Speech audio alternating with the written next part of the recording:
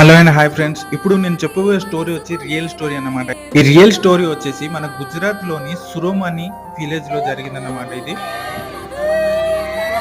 Summer holidays అని school and college holidays ఇచ్చినమాట మన అందరికీ తెలుసు.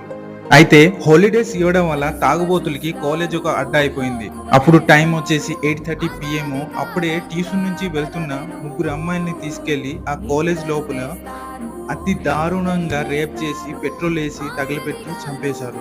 ఆ ముగ్గురు తాగుబోతుల్ని పోలీసులు కూడా పట్టుకోలేకపోయారు. కొన్ని రోజులు గడిచిన తర్వాత కాలేజ్ ఓపెన్ చేశారు. ఏ క్లాస్ రూమ్ లో అయితే ఆ అమ్మాయిల్ని రేప్ చేసి చంపేశారో ఆ క్లాస్ రూమ్ లో ఉన్న ముగ్గురు అమ్మాయిల బాడీలో ప్రవేశించి వాళ్ళని ఎవరు చంపారు, ఎలా చంపారు, నేమ్ తో సహా చెప్పేశారు. అప్పుడు పోలీసులు వెళ్ళి ఆ ముగ్గురిని అరెస్ట్ చేసే వరకు ఆ ముగ్గురు ఆత్మలు అక్కడే ఉంది ఆ క్లాస్ రూమ్ లో.